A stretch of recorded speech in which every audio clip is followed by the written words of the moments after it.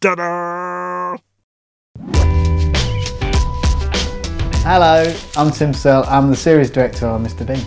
My name's Tom Beattie, and on the animated series of Mr Bean, I'm the series producer, so I oversee the whole production. So there's about 50 of us working on the animation here in Shepherd's Bush, and with the folks working on storyboards, voicing and the sound, I suppose a team of about 60 all told. So we decided to do a second series because this year's the 25th anniversary of Mr Bean. Since the first episode of the live action series went out on New Year's Day in 1990, I think it was, we thought it was a great way to celebrate that, shout about this great anniversary, and a new series would do that fantastically.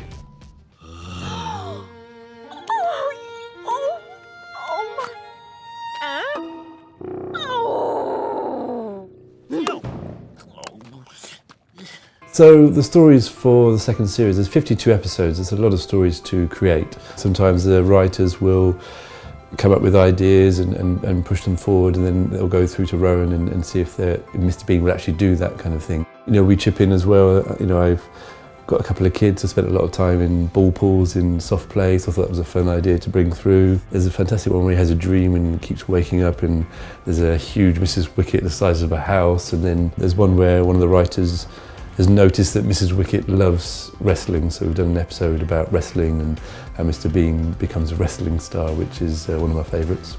Well, a lot of people don't appreciate it. Rowan's fully involved with the whole production, from voicing the thing right the way through, and he's involved editorially.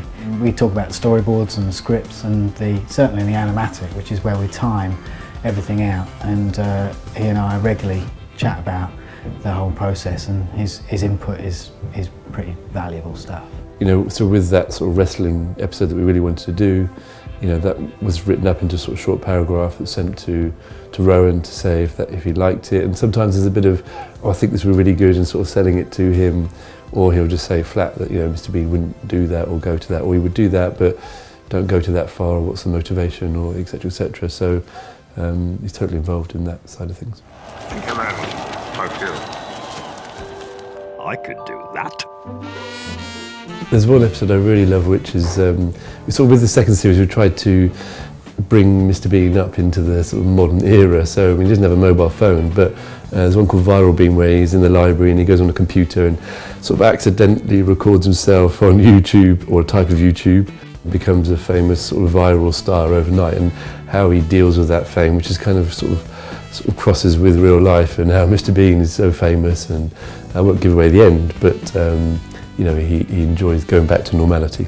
And I think it's fair to say that compared to the last series, we've kind of worked on making Mrs Wicket a little bit more human. She's not just the archetypal dragon, she's a very warm character, I think. She's still a little bit often the enemy because she's the landlady downstairs, but there's quite a few episodes now where we see their collaboration, which is quite funny, I think.